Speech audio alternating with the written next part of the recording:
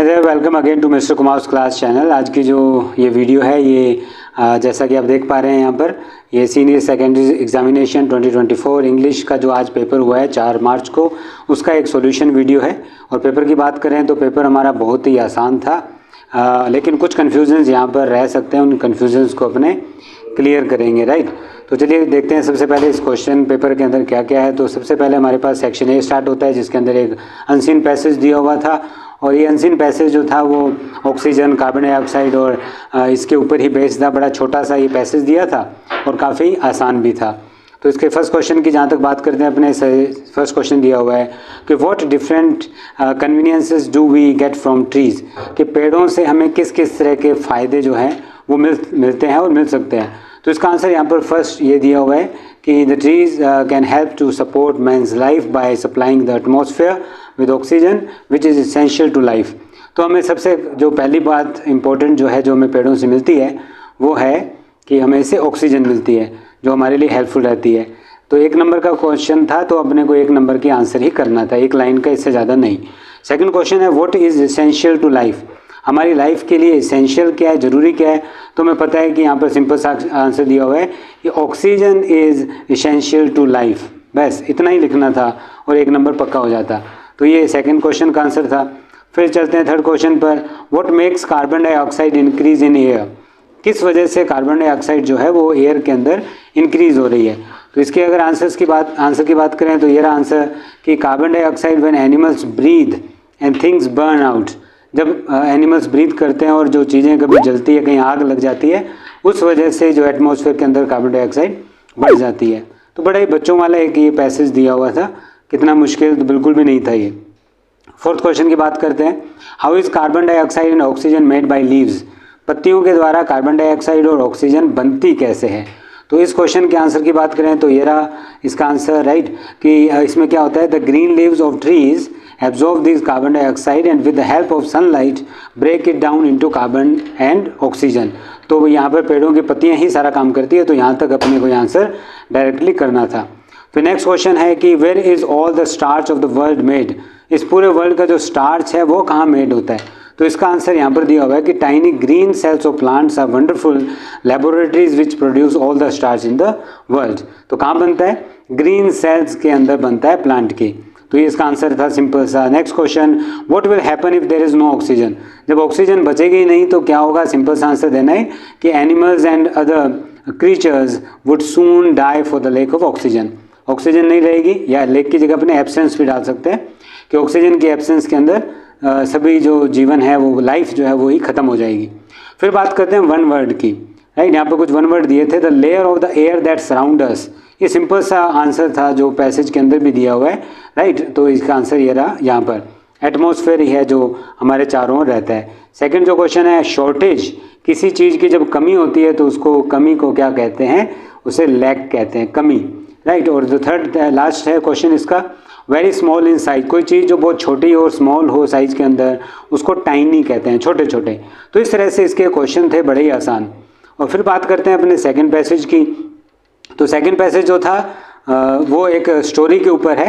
Right, और story हमने ये पढ़ी हुई है, ये गौतम के बारे में, जब उन्होंने तपस्या की थी, जिनको शक्तियाँ मिल गई थी कि वो किसी हंस को स्टेयर करते हैं और उसको ही मार देते हैं। राइट, एक पक्षी को मार देते हैं और उसके बाद उनको किस तरह से एक औरत सबक सिखाती है कि आप अपने आप को बहुत कुछ समझते हैं लेकिन मेरा कुछ नहीं कर सकते, क्योंकि मैं अपनी हाउस होल्ड ड्यूटीज़ को पूरी कर रही हूँ अपनी ईमानदारी के साथ।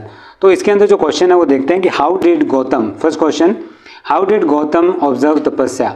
इसमें वाई नहीं है, इसमें ये जब पैसे पढ़ते हैं तो उसमें लिखा हुआ है कि वो शक्तियाँ प्राप्त करने के लिए ऐसा करते हैं, लेकिन वाई नहीं पूछा, इसने पूछा है हाउ, कैसे गौतम ने अपनी तपस्या की। तो इसका आंसर अपने देखते हैं, यहाँ पर दिया हुआ है कि क्या, कि ही डिड नॉट ईट और drink, he stood on a single foot, he control the senses. इस तरह से उन्होंने अपनी तपस्या की कि खाया पिया कुछ नहीं और एक पैर पर खड़े रहे। फिर सेकंड क्वेश्चन पे आ जाते हैं अपने, why did the crane die, वो जो क्रेन था वो क्रेन वैसे हंस तो नहीं होता, वो बगुला होता है, वो कैसे मर गया। राइट, तो यहाँ पर क्या हुआ कि यहाँ पे जो गौतम है क्या किया इन्होंने, looked at the bird with anger, उन्होंने उसको एंगर से देखा, and the next moment the bird fell down dead, और अगले ही मोमेंट को जो बर्ड था वो मर गया। थर्ड क्वेश्चन पे आते हैं, why was the Rishi happy at the cranes death, उस क्रेन की डेथ पर ऋषि जो थे वो खुश क्यों थे? क्योंकि उनको शक्तियाँ मिल गई, simple, because he had obtained the power to kill a bird by his very gaze, अपनी सिर्फ गेज से ही, नज़र से ही मारने की शक्ति मिल गई थी, इसलिए वो खुश थे। Next question, what made the woman delay in giving भिक्षा, भिक्षा देने में औरत को देरी क्यों हो रही थी, क्या रीज़न था, कहाँ बिजी थी? Because she was serving her husband and feeding her children, यानी अपने घर के काम करने में बिजी थी, इसलिए भिक्षा देने में देर हुई।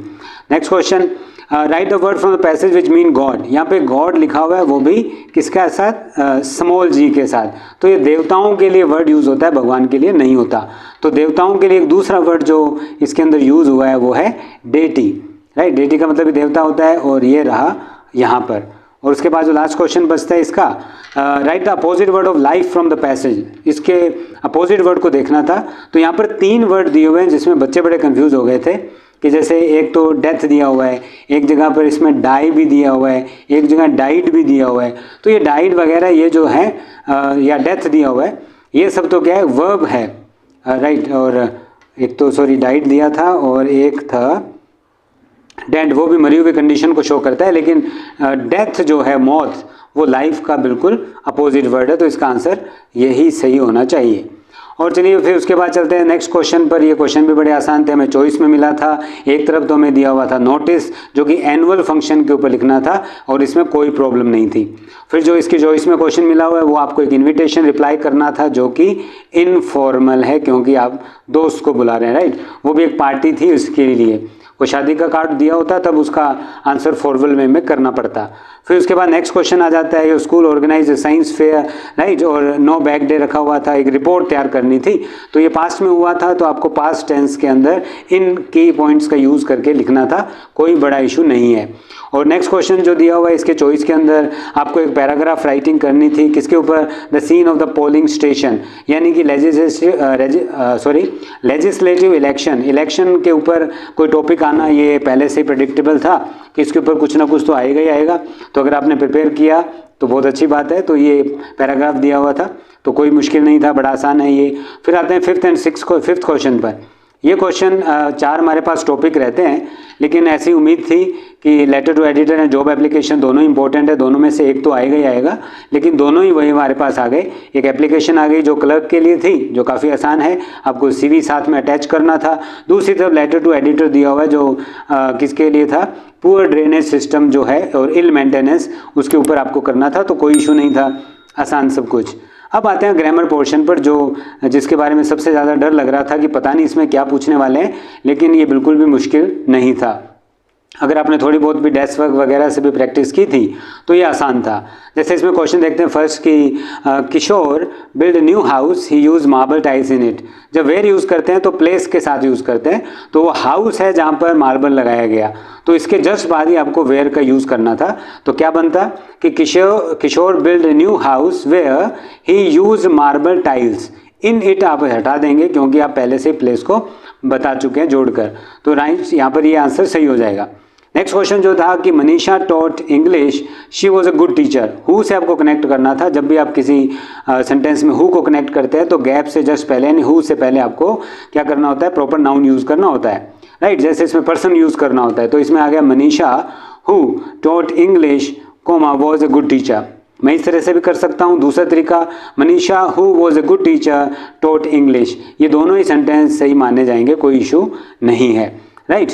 और उसके बाद आते हैं अपने 7th क्वेश्चन पर। ये आसान था, इन्फिनेटिव के अंदर पूछा है। इन्फिनेटिव क्या होता है, टू प्लस फर्स्ट फॉर्म, तो इसके अंदर टू पहले से दिया हुआ है, ये रहा।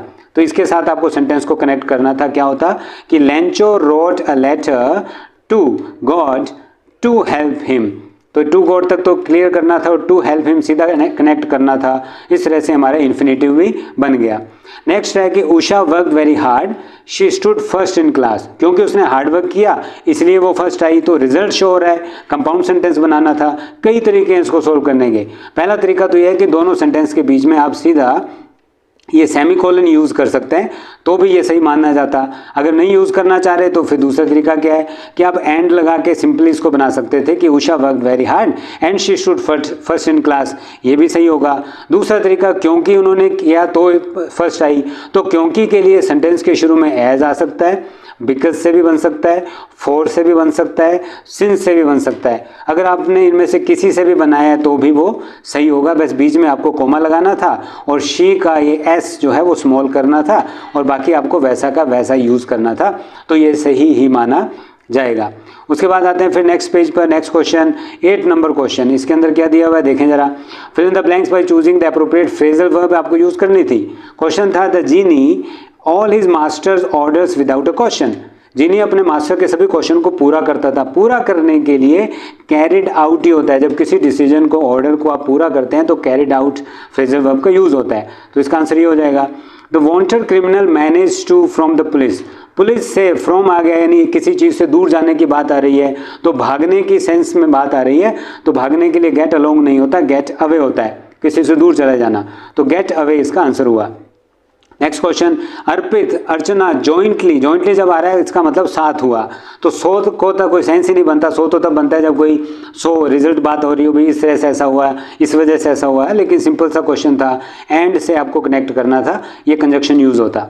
फिर the recorder ask me, recorder ने मुझसे पूछा I was comfortable, that I was comfortable नहीं होता, इफ़ आई वॉज कंफर्टेबल, कि क्या मैं कंफर्टेबल था, तो ये कंडीशनल सेंटेंस है तो आपको इफ़ का यूज़ इसमें करना था।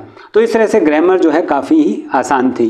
फिर आते हैं अपने इसमें जो एक एक्सट्रैक्ट पूछते हैं चैप्टर में से, और ये भी काफ़ी आसान है क्योंकि ये दिया हुआ है हमें किस में से, ये दिया हुआ है डीप वाटर के अंदर से। काफ़ी आसान था, मुझे तो जब मैंने इसको सॉल्व किया तो इसके इस एक्सट्रैक्ट को पढ़ने की जरूरत भी नहीं पड़ी, सीधे क्वेश्चंस के आंसर कर दिए, इतना आसान था।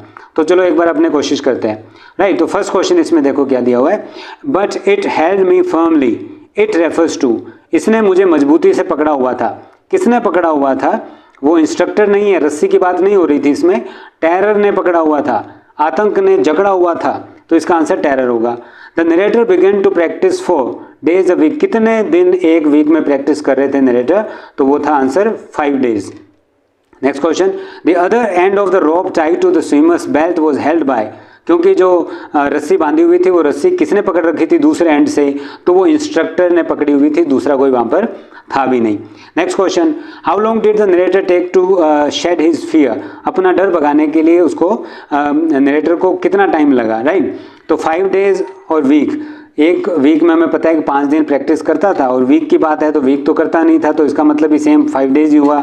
1 year नहीं लगा था, मैं मालूम है इतना टाइम नहीं लगता, 3 months लगे थे। ये हमारे जो पैसेज है उसके अंदर साफ साफ यहाँ पर दिया भी हुआ है, कहाँ दिया है, ये रहा, it was 3 months before the tension began to slack, 3 months इसका आंसर हो जाएगा।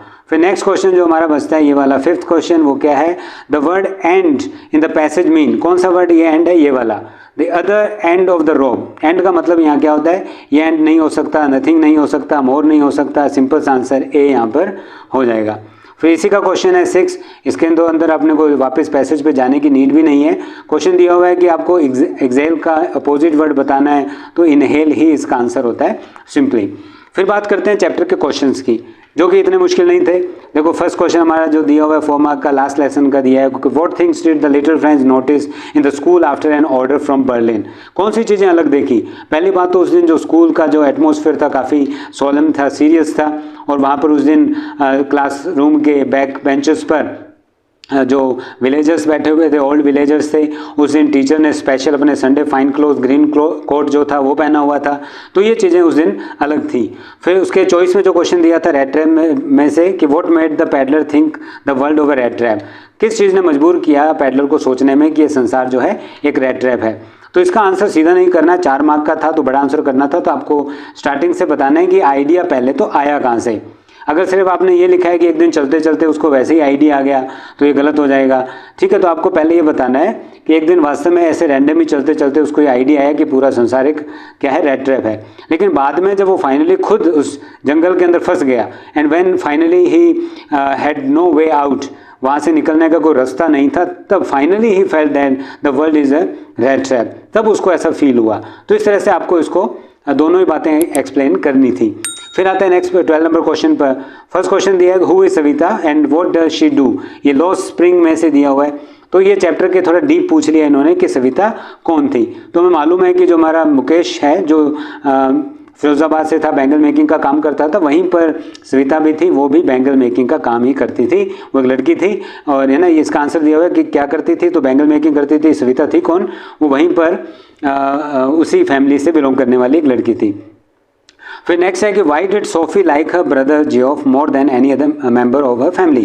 गोइंग प्लेसेस में है कि सोफी अपने भाई को ही सबसे ज़्यादा क्यों पसंद करती है, क्योंकि वो अपने सभी सीक्रेट जो है वो अपने भाई को एक्सप्लेन करती है और वो उसको सुनता भी है, उसकी बातों को मान भी लेता है। बाकी सब उसके फादर जैसे हैं उसकी बातों पर बिलीव नहीं करते। तो इस तरह से इसका आंसर जो है इस 2 नंबर का था। तो आपको देखना है 20-30 वर्ड का मतलब होता है 3 या मैक्सिमम 4 लाइन से ज़्यादा इसको नहीं बढ़ाना था। फिर आते हैं क्वेश्चन नंबर 13 पे, जो कि रेफरेंस टू कंटेक्स्ट हमारे पास आता है, जिसके लिए मैंने वीडियो भी बनाई थी, है ना। अगर आपने नहीं देखी तो बहुत अच्छी बात है।